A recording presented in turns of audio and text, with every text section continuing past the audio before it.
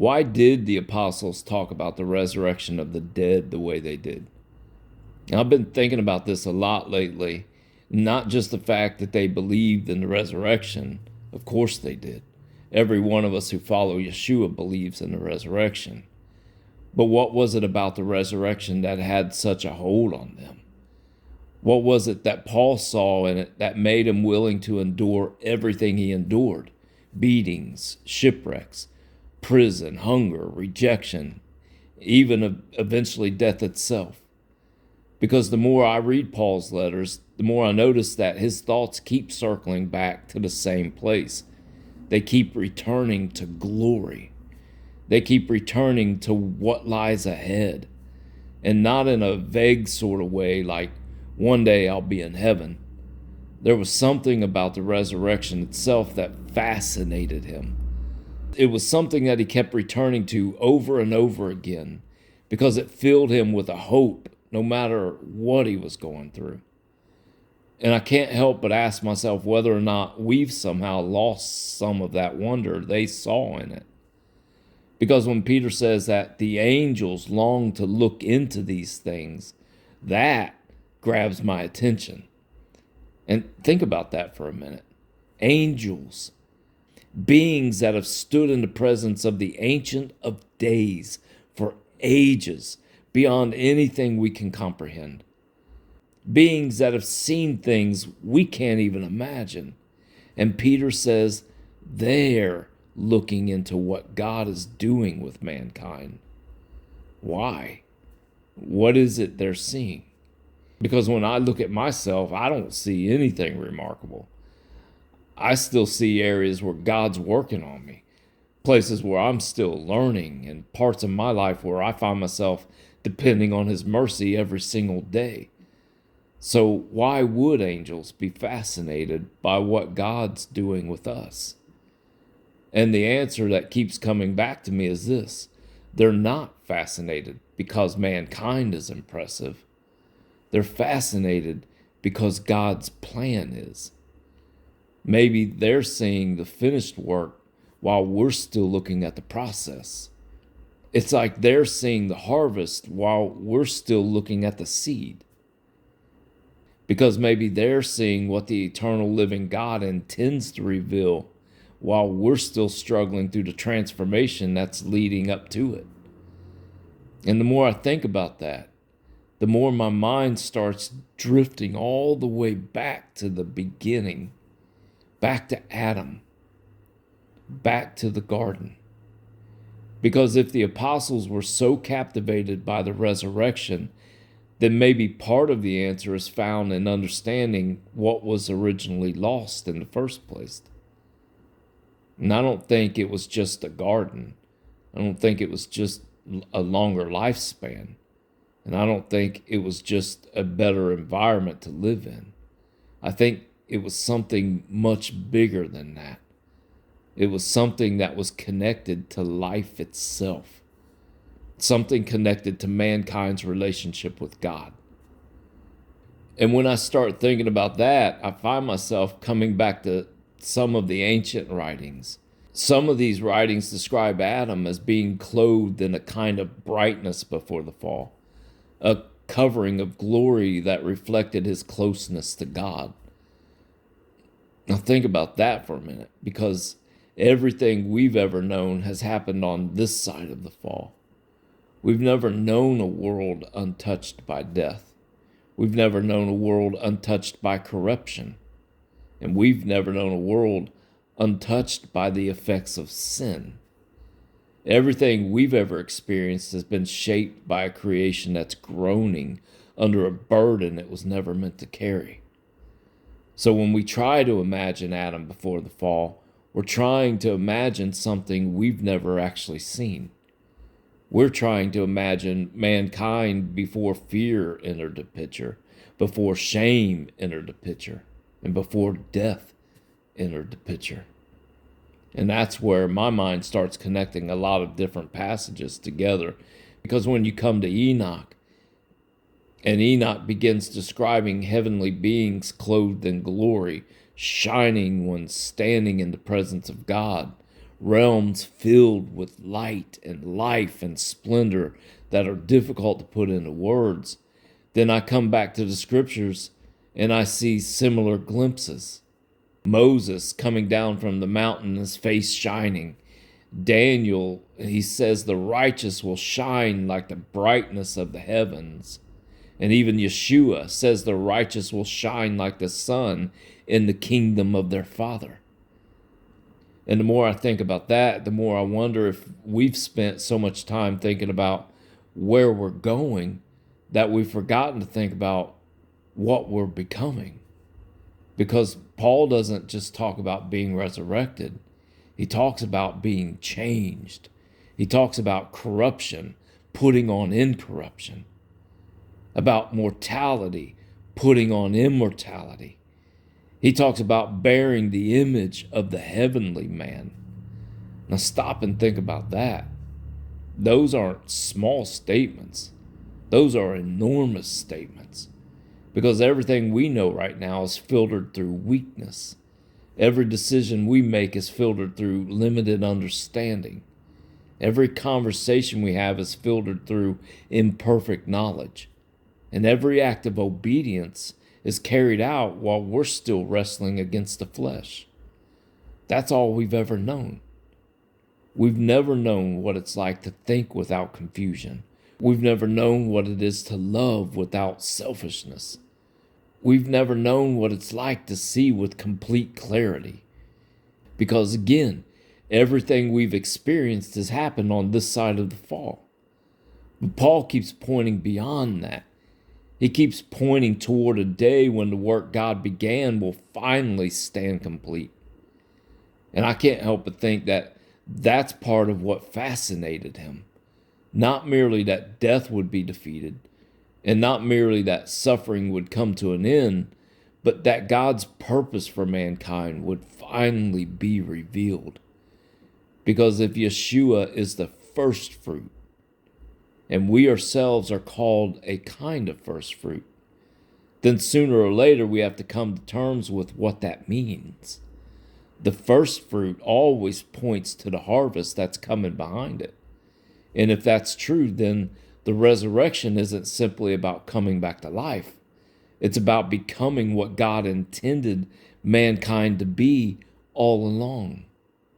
And that's where I find myself stopping and just thinking about the promises we're given. Again, Daniel says that the righteous will shine like the brightness of heaven. Yeshua says that we will shine like the sun in the kingdom of our Father.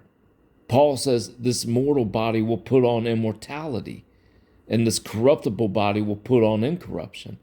John says that when Christ appears, we shall be like him, for we shall see him as he is. Think about what all those promises are pointing toward. Not merely people who escaped death, not merely people who were forgiven, but sons and daughters of God, standing in the fullness of what God intended them to become.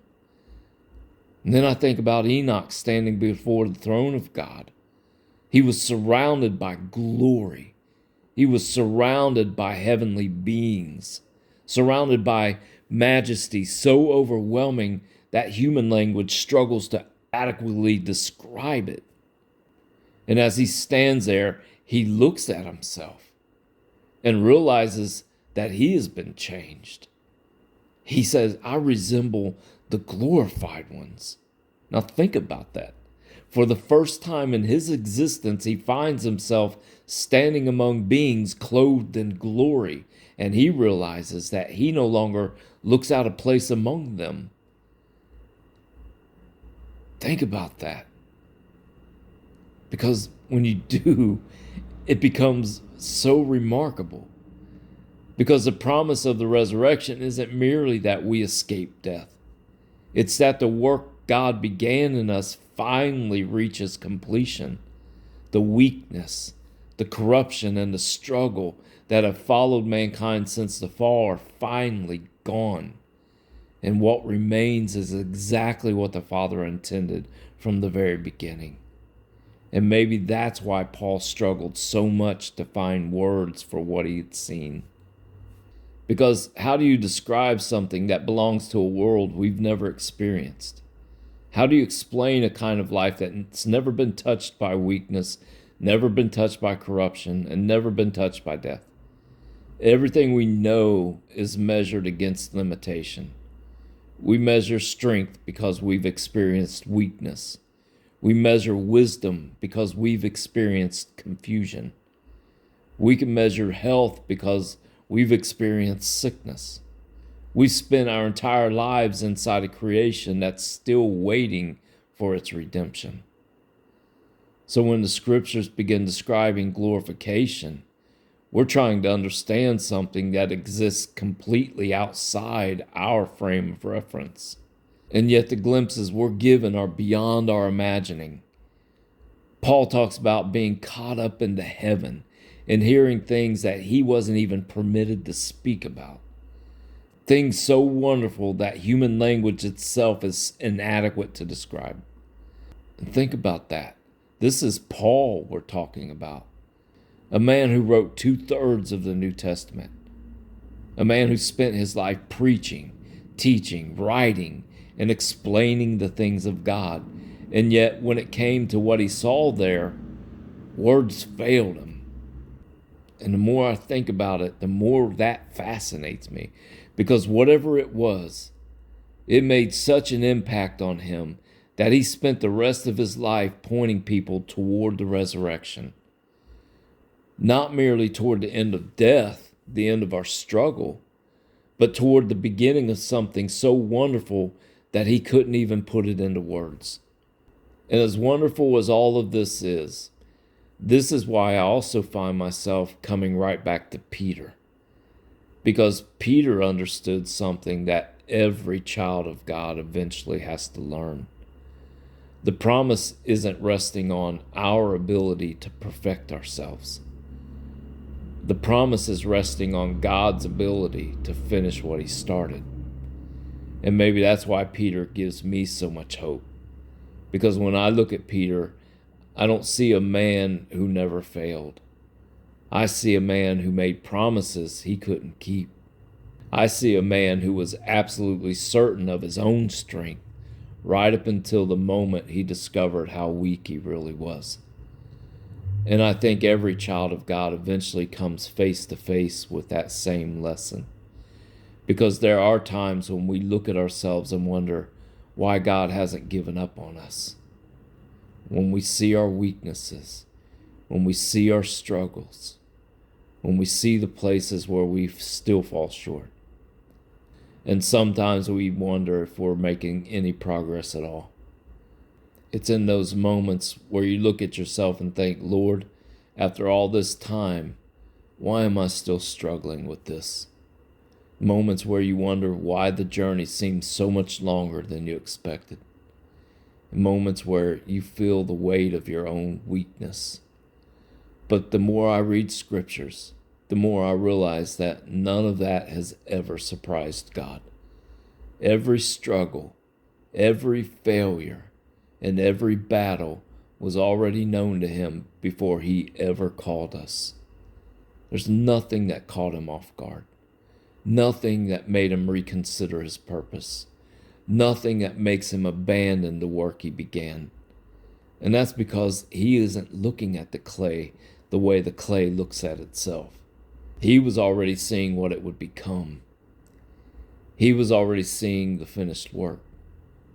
And I love that picture because it reminds me of a potter sitting at his wheel. The clay doesn't understand what the potter sees. All it feels is the pressure. All it feels is the shaping. It feels the places being cut away. It feels the heat of the kiln. But the potter already sees the finished vessel in his mind. He's not discouraged by the rough spots.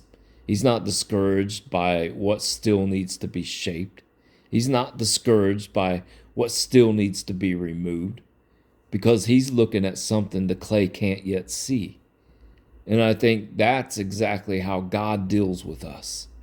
There are times when we feel his hand pressing into areas of our lives that we'd rather leave alone. There are times when the process is so uncomfortable, times when we don't understand what he's doing. And sometimes, if we're not careful, we start questioning the process because we're focusing on the imperfections that are still there. But again, God's not looking at the clay the way the clay sees itself. He's already seeing what it will become. He's already seeing the finished work. And I think that's the encouragement some of us need today, because our faith was never supposed to be placed in our own strength. Our faith was never supposed to be placed in our own ability to overcome. Our faith is learning to rest in God's ability to complete what he began. That's what grace is all about. Paul pleaded with the Lord concerning his weakness. 3 times he asked for it to be removed, and the answer he received was, "My grace is sufficient for you. My power is made perfect in your weakness." Think about that. Not strength, weakness. His power is made perfect in weakness. Because it's in our weakness that we finally stop trusting ourselves and begin trusting him. It's in our weakness that we learn what faith really is. And perhaps that's why Peter gives me so much hope, because Peter learned that lesson. Paul learned that lesson. And every child of God eventually learns that lesson. The promise doesn't rest on our ability to hold on to God. The promise rests on God's ability to hold on to us. And if the things waiting for the children of God are truly as wonderful as the apostles seem to believe they are, if they are so glorious that Paul struggled to describe them, and so extraordinary that the angels long to look into them, then perhaps the most important thing we can do is keep walking, keep trusting, and keep believing. Because the one who began this work is not going to abandon it halfway through. And one day, when the work is finished and the glory of Christ is finally revealed in his people, we'll understand why the apostles talked about the resurrection the way they did. And that's where we're going to pick up in part 2. Because if this really is the destiny that God's prepared for his children, then what is all that glory for? What roles will the sons and daughters of God fulfill in the ages to come? And what does it mean to rule and reign with the Messiah as kings and priests? Those are the questions we're going to explore next.